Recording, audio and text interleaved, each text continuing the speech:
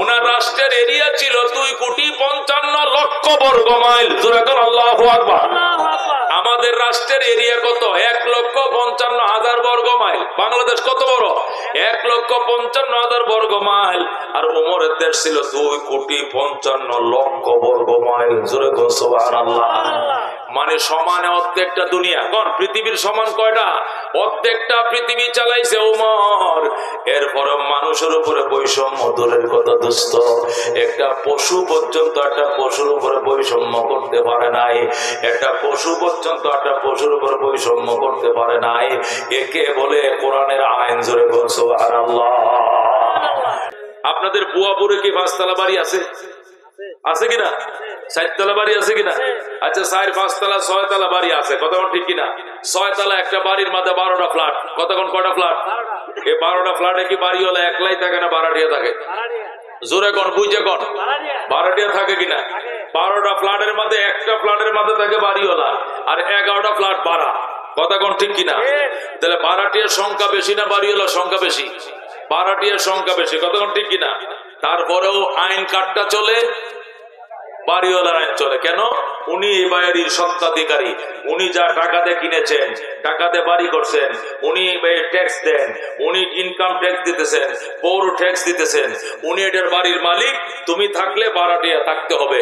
বাড়িওয়ালা লিখে রাখছে 11টা 30 মিনিটে গেট বন্ধ। কথা কোন, লিখে রাখছে কিনা? 11টা 30 মিনিটে গেট বন্ধ। এর মানে কি? ও ভাড়াটিয়া, তোমরা যদি 11 জন না, তোমরা 42 জন হইলেও আমার কথা মানতে হবে। 11টা 30-এর ভিতরে ঢুকতে হবে। কতক্ষণ ঠিক কিনা? এটা আমার বাড়ি, আমার আইন চলবে। কতক্ষণ ঠিক কিনা? ও দোস্ত, আল্লাহ এই দুনিয়ার বাড়ির মালিক কে? চাঁদ সূর্যের মালিক কে? ও মুসলমান, চন্দ্র সূর্যের চালাই কে? এই জমিনের মালিক কে? জাপান জার্মানের মালিক কে? চাঁদের দেশের মালিক কে? সূর্যের দেশের মালিক কে? আল্লাহ ডাক দেয়া কম, তোমার বাড়িতে যেরকম তোমার আইন চলে, তোমার আইন না চললে যেরকম ভাড়াটিয়া নামায়া দাও, আমার বাড়িতে আমার আইন চলবে। আমার বাড়িতে যদি থাকতে মন চায় তাহলে আমার আইন মানতে হবে। যদি মানতে মন না চায়, ফানফুজু লা তানফুজুনা ইল্লা বিসুলতান ফাবিআইয়ি আলা রাব্বিকুমা তুকাযযিবান। আল্লাহ বলেন, ইয়া মাশারাল জিন্নি ওয়াল ইনস, ও জিন এবং ইনসান শোনো, আমার বাড়িতে যদি থাকতো আমার আইন মানতে হবে। আমার আইন মানতে যদি মন না চায় তাহলে অন্য বাড়িতে চলে যাও, আমার বাড়ি ছেড়ে চলে যাও। আল্লাহ কল্লাতান ভোজনা যাওয়ার জায়গা নাই। কই যাইবা? যেখানে যাইবা দেখবা এখানে আমি আল্লাহর আইন চলতেছে। ধরে কোন আল্লাহু আকবার। সুতরাং আমার কোন কোন আইনকে তুমি অস্বীকার করবা? একটাকে অস্বীকার করার সুযোগ নাই।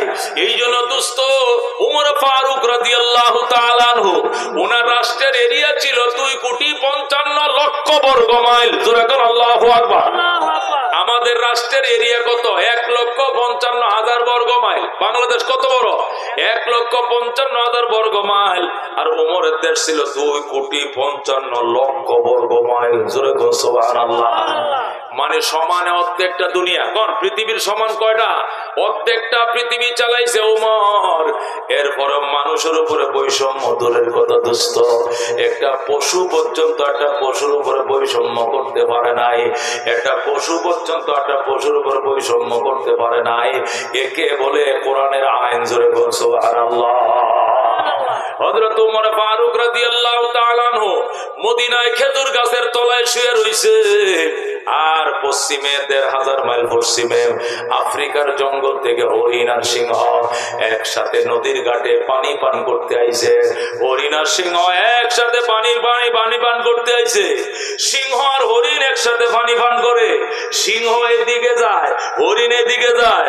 হরিণ একটু দূরে দাঁড়ায়, গো মামা একটু শুনেন, খারান। হরিণ কয়, কি জন্য খারাইতাম? আগে তো আপনাদের অত্যাচারে জঙ্গলে থাকতে পারি নাই, শুধু দৌড়াইছেন আর দূরে দূরে খাইছেন। এখন কেমনে পরহেজগার হইলেন? একসাথে গালে গাল মিলে পানি খাইলাম, আমার দিকে একটু তাকাইলেন না, বাগিনার খবর লইলেন না। কারণটা কি? সিংহ ডাক দেখো, বাগিনা কথা কম কর, হযরতে ওমরের শাসন চলতেছে। আল্লাহু আকবার। হযরত ওমরের শাসন চলছে, মানুষ মানুষের উপরে বৈষম্য দূরের কথা, এটা পশু পর্যন্ত পশুর দিকে তাকানোর সাহস পায় না। কথা কোন ঠিক কিনা? তাকে বলে কোরআনের শাসন, তাকে বলে কোরআনের শাসন। क्या नजर दे जिसने मुर्दों को मसीहा कर दिया, दिल को रोशन कर दिया, आँखों को बीना कर दिया, खुद न थे जो राह पर औरों के हाथी बन गए। क्या नजर दे जिसने मुर्दों को मसीहा कर दिया, दिल को रोशन कर दिया, आँखों को बीना कर दिया। मरहबा। হযরত ওমর চিঠি লিখছে ইহুদিদের কাছে, ওই ফিলিস্তিন জেরুজালেমের কাছে, এ জেরুজালেম কর্তৃপক্ষ, আমি খলিফাতুল মুসলিমিন ওমর বলছি, ফিলিস্তিন আমার হাতে দিয়ে দিতে হবে। আমি কি আসবো নাকি তোরা আসবে? জেরুজালেমের ইহুদিরা উত্তর দিছে, জাহাপনা, আমাদের আসার দরকার, তারপর আপনি আইলে একটু খুশি হইতাম, আপনি কেমন মায়ের সন্তান একটু দেখতাম। আল্লাহু আকবার। আপনার ব্যবহারটা কেমন, কোন শক্তি দিয়ে অর্ধেকটা দুনিয়া শাসন করেন, শক্তির উৎসটা কোনটা একটু দেখতাম। দয়া করে যদি আপনি আমগো দেশে আইতেন খুশি হইতাম। আইতে দেরি হবে, জেরুজালেমের কাগজপত্র আপনার হাতে তুলে দিতে দেরি করব না। আসেন আসেন। হযরত ওমর সিটি পায়া গোলাম রে নিয়ে রওনা করছে, জেরুজালেম যাবে। জেরুজালেম মানে ফিলিস্তিন, মদিনার থেকে প্রায় 1500 কিলোমিটার। হযরত ওমর গোলামকে বলেন, গোলাম ওমর রেডি করো, গোলাম উট রেডি করো। গোলাম উট রেডি করলো। হযরত ওমর উটের পিঠে উঠে বসলো, গোলাম লাগাম ধরে টানতেছে, ওমর বসে রয়েছে। 3 মাইল গেছে, কয় মাইল? 3 মাইল পর্যন্ত রশি টানতেছে গোলামে, বসে রয়েছে অর্ধেক জাহানের বাদশা ওমর। 3 মাইল যাওয়ার পর এক কদম বেশি যাইতে পারে না, ওমর গুন্না রাখছে। 3 মাইল যাওয়ার সাথে সাথে ওমর লাগামটা টান দিয়া কয়, দাঁড়া। কয় কেন? পরে বলতেছি দাঁড়া।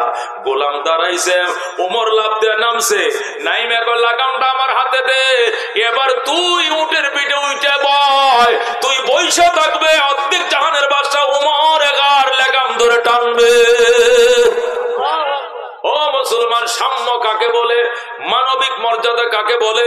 এবার গোলাম উঠে বইছে, ওমর লাগাম ধরে টানতেছে। গোলাম কলা ইলাহা ইল্লা আনতা সুবহানাকা ইন্নী কুনতু মিনাজ জালিমিন।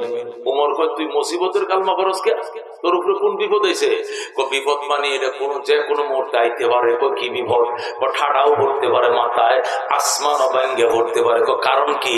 অর্ধেক জাহানের বাদশা লাগাম ধরে টানে, আর আমি মফিজ বয়ে রয়েছে উটের ভিড়ের উপরে। আল্লাহু আকবার। ওমর ডাক দেখো, গোলাম কথা কম কমিয়া, কথা কম কর। তোমার কবরে তুমি যাইবা, আমার কবরে আমি যাইব। আমার কবরে তুমি যাইবা না, তোমার কবরে আমি যাইব না। আল্লাহ যদি হাসরের দিন জিজ্ঞাসা করে, ওমর অর্ধেক জাহানের বাদশা ছিলা, কিন্তু তোমার যে রক্ত মাংস দিয়ে বানাইছি, গোলাম রে থেকে রক্ত মাংস দিয়ে বানাইছি। সারা পথ শুধু সেই লাগাম ধরে টানলো, আর গোটা রাস্তা তুমি বসে আরাম করছো। গোলামের কি আরামের দরকার ছিল না? এই কথার কোনো জবাব আমার কাছে নাই। এই জন্য 3 মাইল আমি টানবো, সে বসবে, পরের 3 মাইল সে টানবে, আমি বসবো। এর বেশ কম করা যাবে না। এটাই সাম্য, এটাই মানবিক মর্যাদা, এটাই ন্যায় বিচার, এটাই কোরআন থেকে শিখছি, এটাই নবীর থেকে শিখছি। ধরে কর আল্লাহু আকবার। ও দোস্ত, এইটা প্রতিষ্ঠা না হওয়া পর্যন্ত আওয়ামী লীগ যাবে, বিএনপি আসবে, বিএনপি আসবে, জাতীয় পার্টি যাবে, অমুক আসবে, একটার পর একটা শুধু বদলে হবে, কিন্তু আমগর কপালে ভাগ্যের পরিবর্তন ঘটবে না। কথা কোন ঠিক কিনা? এই জন্য দোস্ত কোরআন লাগবে। আল্লাহ কয়, এই জন্য রাজনীতির মধ্যে ইসলাম আছে না নাই? আছে কিনা? এবারের নির্বাচনে কোরআনের পক্ষে যদি সব আলেম ওলামা, ইসলামী শক্তি সব নিয়ে এক হইয়া একবার কোরআনের পক্ষে একটু ভিক্ষা চাইতে আসে, কারা কারা দিতে রাজি আছেন? হাতটা বাড়ান দেখি। লিল্লাহ তাকবীর। আল্লাহ কবুল করে। ধরে করে আমি আল্লাহ কে উদখুলু ফিস সিলমি কাফা, ঈমানদাররা ইসলামের ভিতরে পরিপূর্ণ ঢুকো। ওয়ালা তাত্তাবিউ খুতুওয়াতিশ শাইতান, শয়তানের অনুসরণ করিও না। শয়তান বুঝাইবো, কি বুঝাইবো? শয়তান বলবে বুড়ের মধ্যে কোনো ইসলাম নাই, বোর্ডের মাঝে কোনো কি নাই, ইসলাম নাই। হুজুর আর ইসলাম হইলো শুধু মসজিদে টুপিটা মাথার দেওয়ার 2 রাকাত নামাজ বেশি করে পড়তে হইব। ইসলাম হইলো নামাজ আর রোজা, রোজার মাসে রোজা রাখন, পয়সা থাকলে যাকাত দেওয়া, আরো পয়সা থাকলে হজ করা, আর টুপি মাথার দেওয়া চলা। আইল কাটার মাঝে ইসলাম নাই, যে যত কাটতে পারে। সীমানার খোঁড়া লাগানোর মাঝে ইসলাম নাই, জোর যার মুলুক তার। আর নির্বাচনের মধ্যে তো নাউজুবিল্লাহ মিন যালিক ইসলাম মোটেও নাই। নির্বাচনে তো ইসলাম কি মুডাও নাই।